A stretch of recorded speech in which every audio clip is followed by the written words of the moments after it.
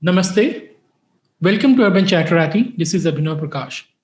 And today I'm joined by Susant Sharinji, who is a senior fellow at ORF and a Pakistan expert. Sushant sir, welcome again. Thank you, Abhinav. So, sir, when we talk about the ongoing conflict between the Israelis and the Palestinians, Pakistan is making lots of noise. The Pakistani public is making lots of noise. Turkey is trying to persuade Pakistan to take a united stand against Israeli aggression, as they call it. So, what is the Pakistan's policy towards this clash between Hamas and the Israeli forces? No, their policy is the same old nonsensical policy which they've always had. One is you mentioned Turkey, so let's get those fellows out of the way. The Turks are very smart. At one level, this fellow Erdogan wants to become the new caliph, wants to become the leader of the Islamic world and all of that. At another level, his country has diplomatic relations with Israel, and they do very lucrative business with Israel. On that, he will keep quiet. But, he'll bring his chela chamtas like the Pakistanis who have nothing else to do. He'll keep agitating those fellows that, you must jump up, you must fight for this cause. And the Pakistanis, like idiots, want to jump up in all these causes which they identify as Muslim causes. So that is as far as the Turks are concerned and the rest of these bunch is concerned. On the Pakistani side, there are two or three things. One is, of course, that, they see this as a Islamic cause, one of the big Islamic causes. So they want, at an international level, they've always tried to use the Palestinian issue for their own purposes. Next door in Afghanistan, when massacres happen, when 80 schoolgirls are blown up to smithereens by Pakistani supported terrorist organizations, at that time you will never see this kind of an outrage. Pakistan has for years now, for decades now, supported the Taliban, has been responsible for the war and the killings and the bloodshed in Afghanistan. That is all perfectly fine. Pakistan does not open its mouth when the Chinese, commit a genocide in Xinjiang. At that time, they don't open their mouth. But on Palestine, they will certainly open their mouth. One reason is, like I said, they identify themselves. ये उम्मा के ठेकेदार बने हुए हैं. Little realizing that the Ummah really has very little use for them. But apart from that, this is one way they inveigle themselves, or they think they inveigle themselves to the Arab states from whom they get a lot of money. But then it also becomes a political issue. It's a political hot button issue back home for the Pakistanis. Because any government or anybody who says that, look, we need to open up relations with Israel, for them, then hell awaits them, because a lot of furor is created. So one is that whole political problem. Every person in Pakistan would want to open up relations with Israel, but then, their political rivals would pull them down. So there is that issue as well. For the Pakistanis, there is this whole thing that if they are not seen to be in the forefront of these causes politically, and for Imran Khan in particular, he is one of those born again Muslims. What is that old saying? 900 billi kha ke billi haj, 900 chuhe kha ke billi haj ko chali. So he's one of those variety of fellows. But for him, he has, because he has nothing to show back home. The economy is in a mess. His politics is in a mess. His governance is in a mess. But what is his only USP now? That he is the defender of Muslim causes around the world. And that is his playbook. That is the playbook by which he's playing out. Look at the kind of stridency he and his ministers use. Now, just yesterday, the Pakistani Foreign Minister Shah Mahmood Qureshi virtually issued a kind of an ultimatum, if not a threat, to the European Union when he says that, look, 65 million Muslims live in Europe. And if you are not going to, solve this Palestinian question, then beware of what will befall you.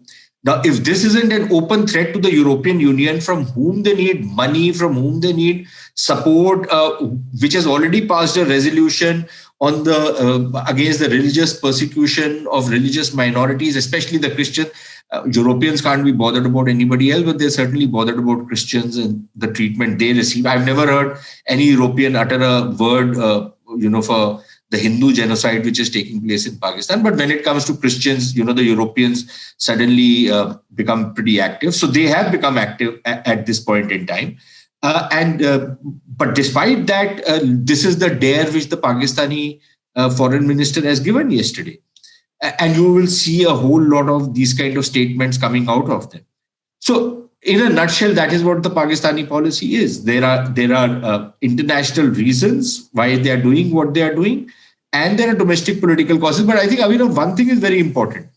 The sheer one-sidedness, and this is something we see among this woke crowd in India as well. There is something called an Indian collective of authors who have also said something today or yesterday. I don't remember. I don't really read them because that's my way of making them irrelevant. But they've also said something on this. But this one-sided narrative, which nobody in Pakistan mentions, they all say what Israel is doing is a war crime because it is targeting things which are not really military infrastructure.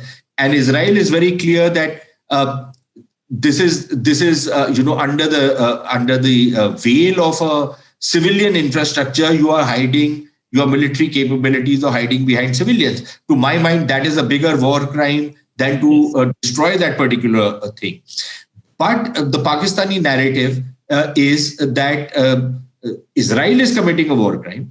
But when the Hamas, which is a terrorist organization, when that fires 2,000, 2,500 rockets indiscriminately against Israel without any bothering about whether they are targeting, because they can't target, they don't have that guidance system. So jisko lag jaye usko theek hai. That is their attitude. That is not a war crime in the Pakistani eye. So the Pakistani definition of human rights, the Pakistani definition of minority rights, the Pakistani definition of anything good and decent is very, very depraved and very different from what other normal civilized people define it as. Yes. Why Pakistan? As you rightly pointed out, you have a large number of people in India who also adhere to same definition and same worldview. Uska to term, I think Tariq Fateh is not a very liked man in India by many people, but I think he kind of summed it up when he called it Sharia Bolshevism.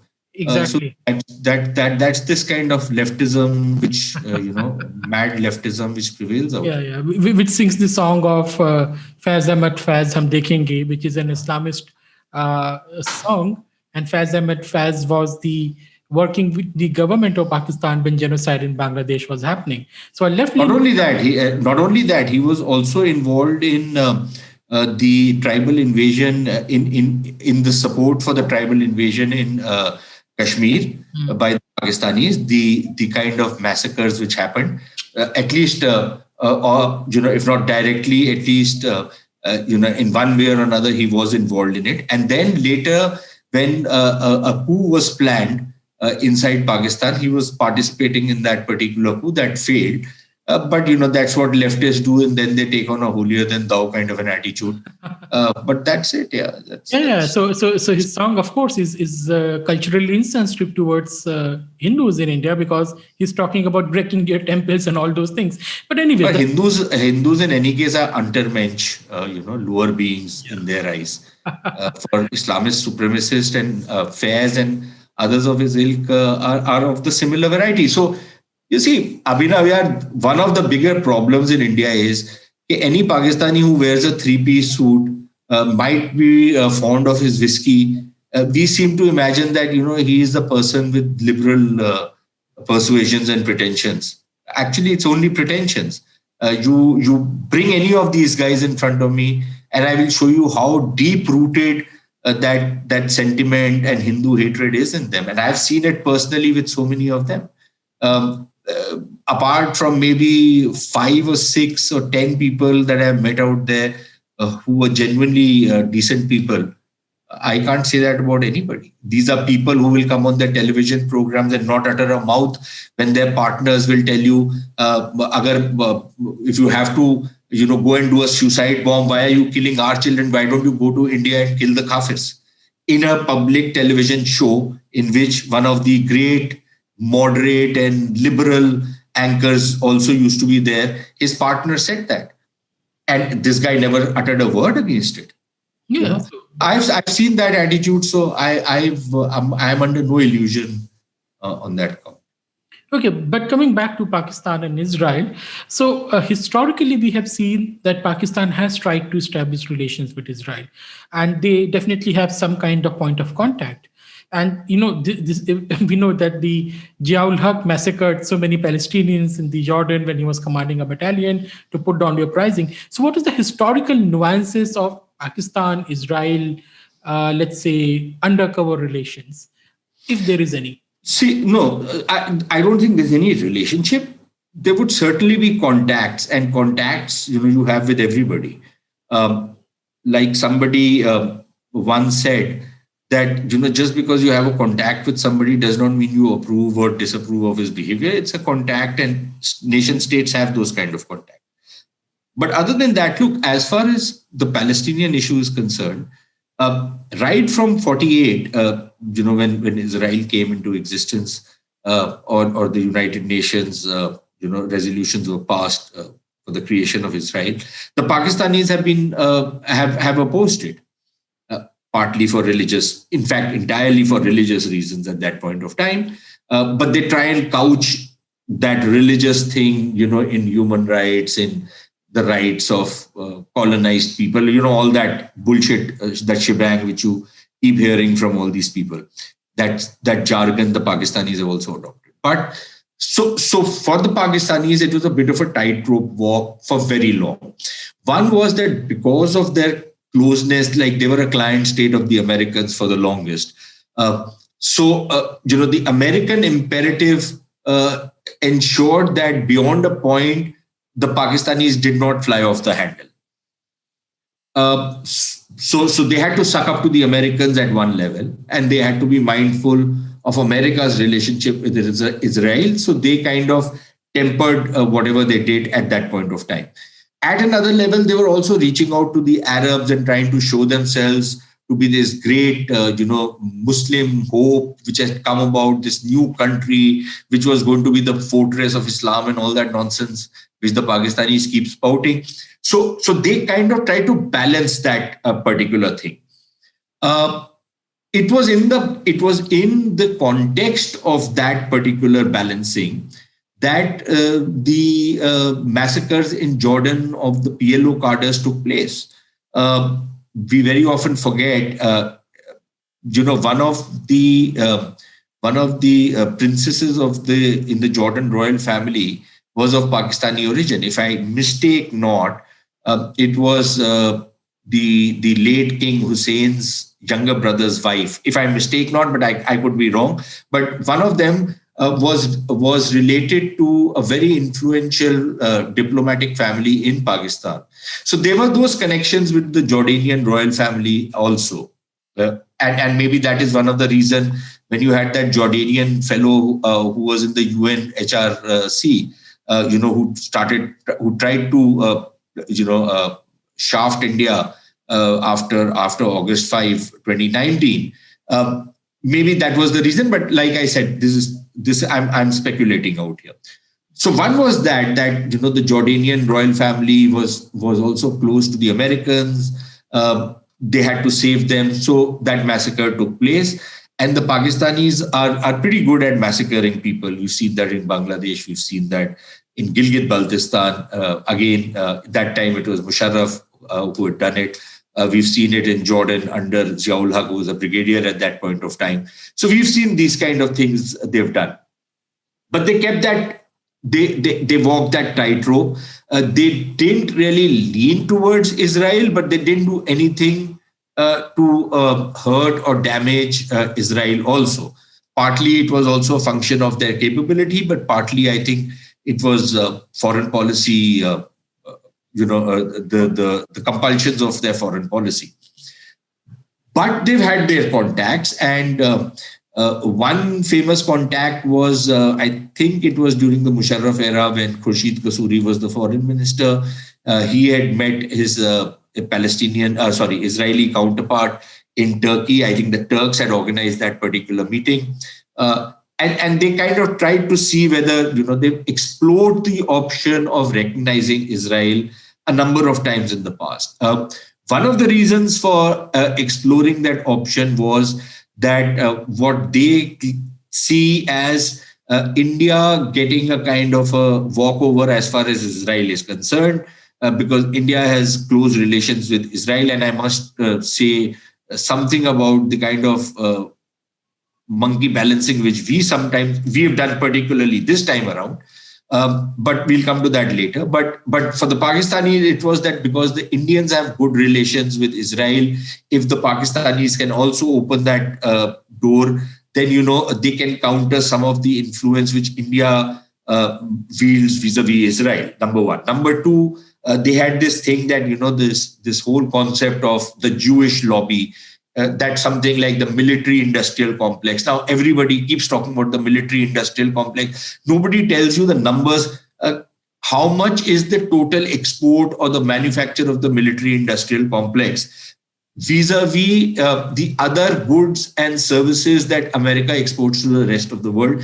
Somebody just needs to look at those numbers to understand how stupid people sound when they keep talking about the military-industrial complex, that America is fueling wars around the world because of the military-industrial complex. Some part of it might be correct, but much of it is nonsense. Okay. So there was that. There is that aspect that this Jewish lobby will be able to counter that vis-a-vis the Americans.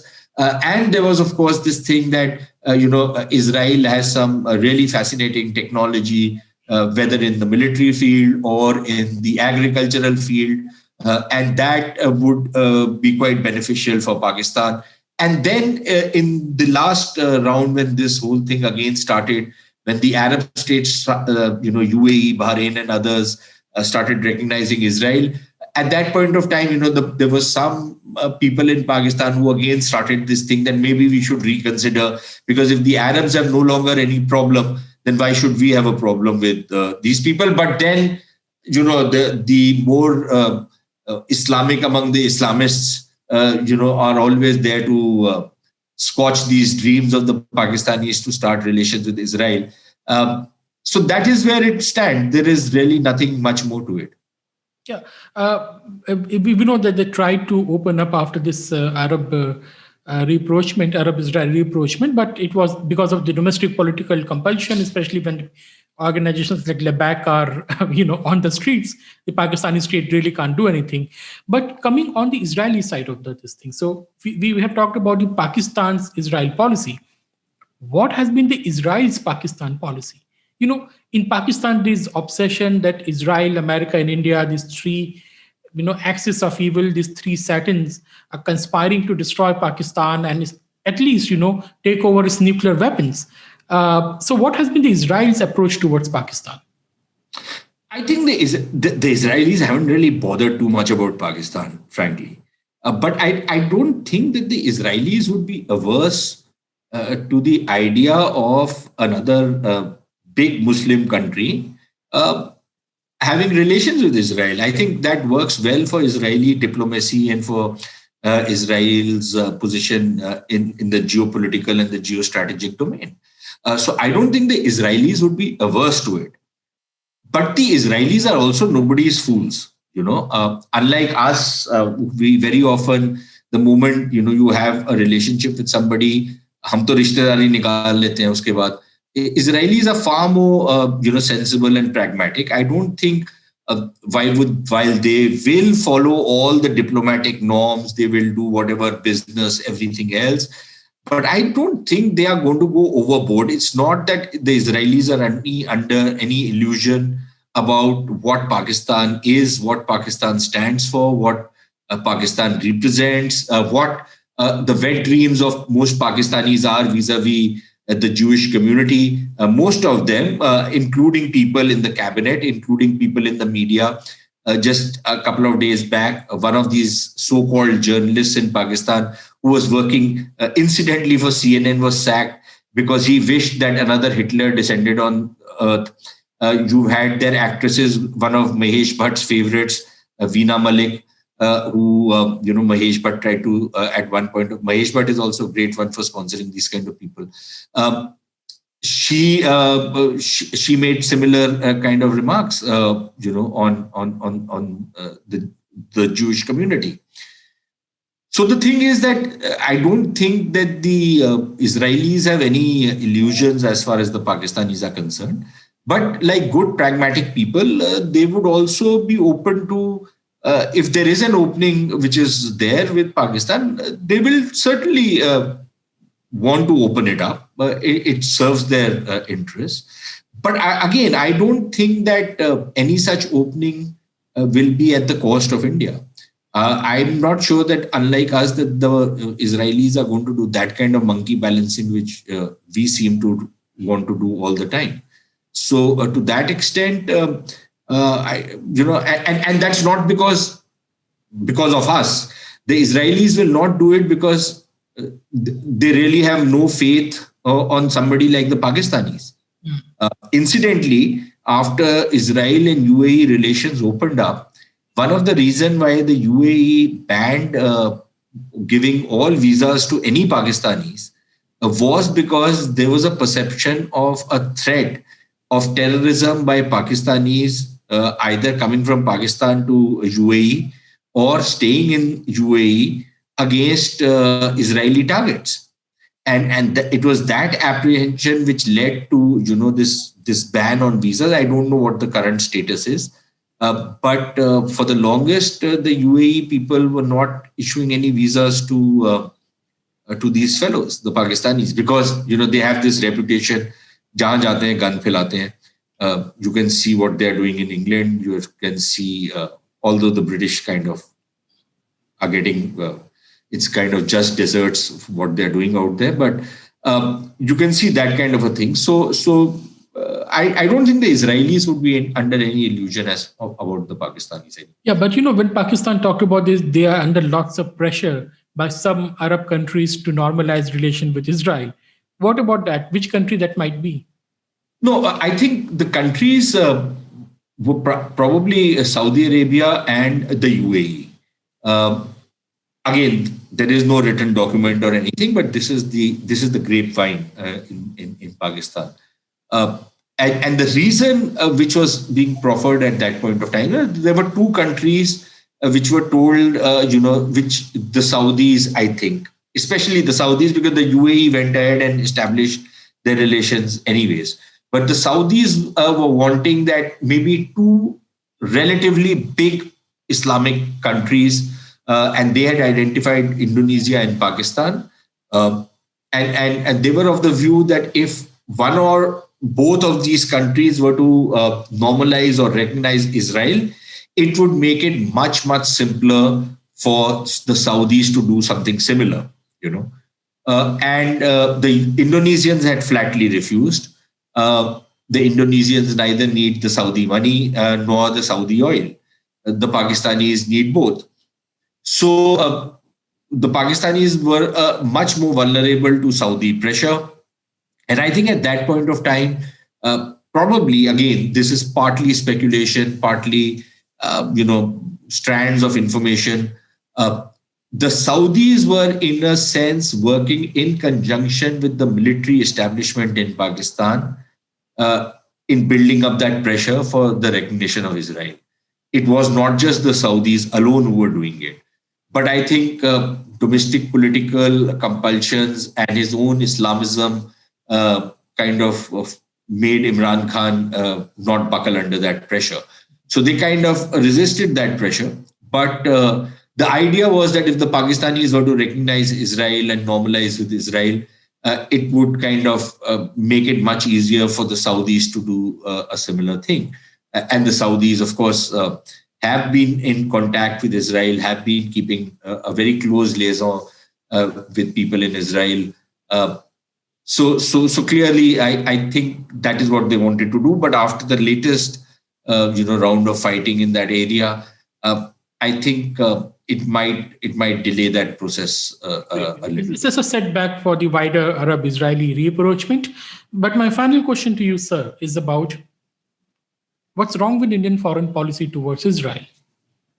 Why this monkey balancing all the time? See, I can understand some of it, but what I find particularly egregious is that when we say both sides should stop firing on each other, the Israelis didn't start the firing match, and how are we putting a para-state terrorist organization on the same pedestal as a bona fide recognized international entity and a state like Israel? How are we putting them both on the same pedestal? Now, to say that both sides must conform to a ceasefire, do we even understand what we are saying? See, I can completely understand.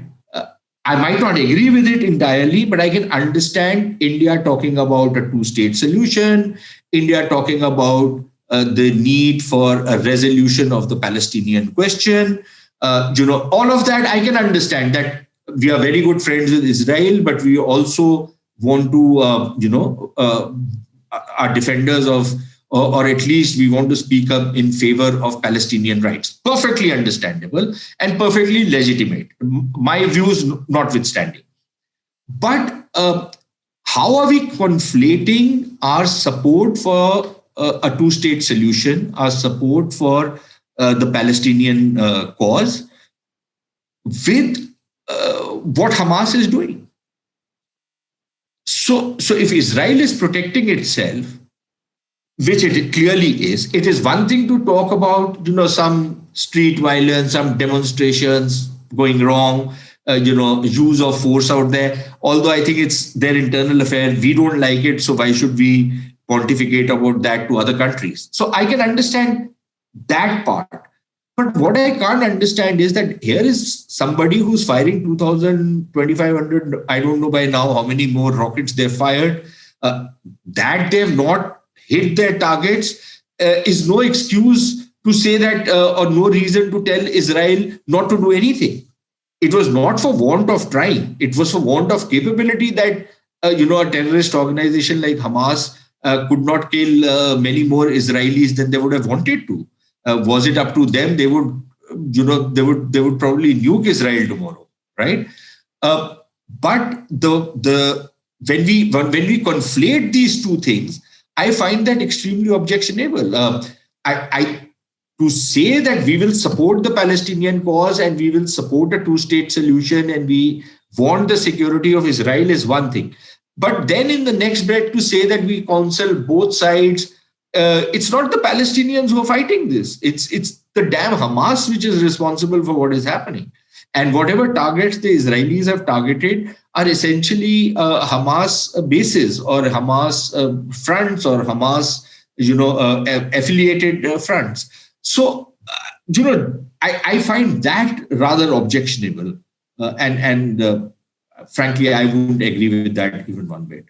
Yeah, so let's wait and see how it evolves, because I think Indian foreign policy is lagging behind the public perception regarding India-Israel relation, but they have a way of catching up, because public perception ultimately weighs in on the foreign policy. But thank you, sir, for your time and discussing this important aspect of the conflict, because Pakistan is feeling ignored. So thank you for bringing it into limelight again. Thanks, Abhinav. Thanks for having me. And thank you, audience, for listening to us. And don't forget to subscribe to the channel and also join as a member if you like. See you soon.